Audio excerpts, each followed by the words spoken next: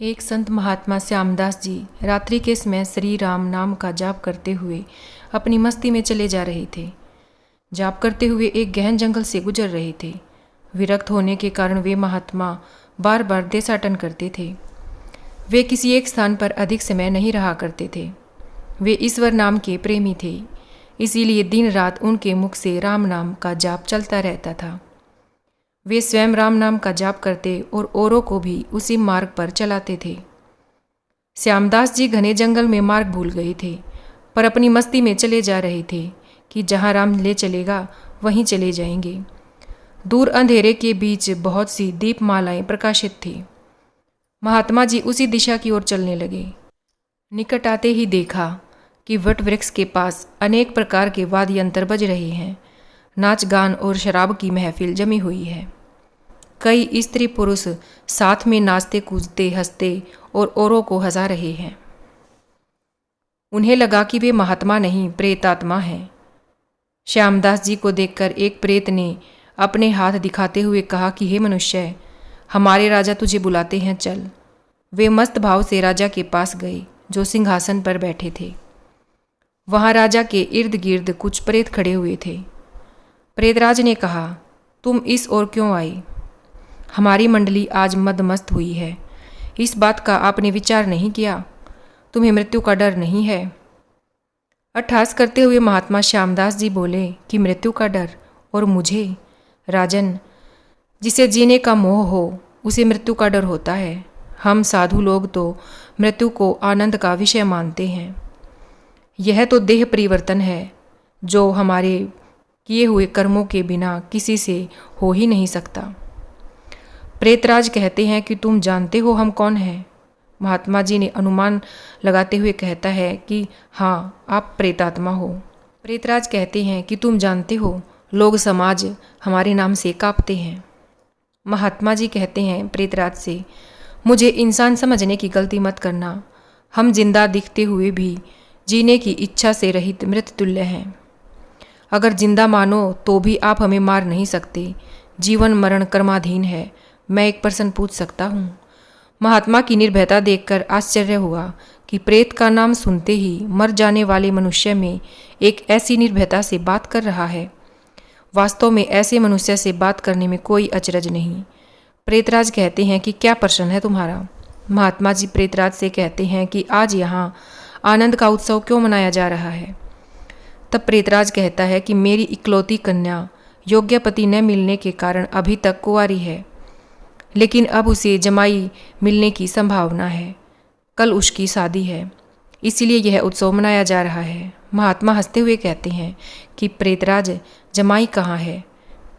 मैं उसे देखना चाहता हूँ। प्रेतराज कहता है कि जीवन की इच्छा के मोह का त्याग करने वाले महात्मा, अभी तो वह हमारे पद प्रेत योनि को प्राप्त नहीं हुआ है। वह इस जंगल के किनारे एक गांव के श्रीमंत का पुत्र है। उसके पिता बहुत धनवान हैं। महादुराचारी होने के कारण वह भयंकर रोग से पीड़ित है। कल सवेरे से ही पहले ही उसकी मृत्यु हो जाएगी, फिर उसकी शादी मेरी कन्या से होगी। इसलिए हम रात भर गीत नृत्य और मद्यपान करके आनंद मना रहे हैं। श्यामदास जी वहाँ से विदा होकर श्री राम का नाम का जाप करते हुए जंगल के किनारे के गांव में पहुँचे। उस समय सुबह हो गई थी। एक ग्रामीण से महात्मा ने पूछा कि इस गांव में कोई श्रीमान का बेटा बीमार है? ग्रामीण कहते हैं कि हाँ महाराज, एक सेठ का बेटा है, सकलचंद, 1 साल से बीमार है। बहुत से उपचार भी किए, लेकिन उसका रोग ठीक न हो सका। महात्मा उस सेठ के घर पहुंचते हैं और सकलचंद की स्थिति गंभीर थी ये देखते हैं। उसकी अंतिम घड़ियां चल रही थी। महात्मा को देखकर माता पिता को आशा की किरणें दिखाई दी। उन्होंने महात्मा का स्वागत किया। सेठ पुत्र के पलंग के निकट आते ही महात्मा जी राम नाम की माला जपने लगे। दोपहर होते होते लोगों का आना जाना बढ़ गया। महात्मा कहते हैं कि क्यों सकलचंद, अब तो ठीक है? सकलचंद ने अपने सामने एक प्रतापी संत को देखा। बोला कि महात्मा जी, आप मेरे अंतिम घड़ी में पधारे हो। मैंने तो बहुत पाप किए हैं। भगवान के दरबार में क्या मुंह दिखाऊंगा? फिर भी आप जैसे संत के दर्शन हुए हैं, यह मेरे लिए शुभ संकेत है। इतना कहते ही उसकी सांस फूलने लगी और वह खांसने लगा। बेटा निराश न हो, भगवान राम पतित पावन है। तेरी यह अंतिम घड़ी है, अब काल से डरने का कोई कारण नहीं। खूब शांति से चित्तवृत्त के वेग को रोककर श्री राम नाम के जाप में मन लगा ले। सकलचंद की बीमारी बढ़ती गई। राम नाम जपते ही उसका प्राण पखेरु उड़ गया। लोगों ने रोना धोना शुरू कर दिया। शमशान यात्रा की तैयारियां होने लगी। मौका पाकर महात्मा जी वहां से चले गए। नदी तट पर स्नान करके नाम स्मरण करते हुए वहां से निकल पड़े। शाम ढल गई थी, फिर भी वे मध्य रात्रि के समय जंगल में उसी वट वृक्ष के पास पहुंचे जहां प्रेत समाज उपस्थित था। प्रेतराज सिंहासन पर निराश बैठे थे। आज गीत नृत्य हास्य कुछ भी नहीं था। चारों ओर करुण आक्रंद हो रहा था। सब प्रेत रो रहे थे। महात्मा ने पूछा कि प्रेतराज, कल तो यहाँ आनंद का उत्सव था, आज शोक समुद्र लहरा रहा है, क्या कुछ अहित हो गया? तब प्रेतराज कहता है कि हाँ भाई, इसीलिए तो रो रही हैं, हमारा सत्यानाश हो गया है। मेरी बेटी की आज शादी होने वाली थी, अब वह कुंवारी रह जाएगी। महात्मा कहते हैं प्रेतराज से, आपका जमाई तो आज मर गया, फिर बेटी कुंवारी क्यों रही? प्रेतराज ने चिढ़कर कहा कि तेरे पाप से, मैं ही मूर्ख हूँ, मैंने कल तुझे सब कुछ बता दिया, तूने हमारा सत्यानाश कर दिया। महात्मा ने नम्र भाव से कहा, मैंने आपका अहित किया, यह मुझे समझ में नहीं आता, क्षमा करें, मुझे मेरी भूल बताओगे तो मैं फिर नहीं करूँगा।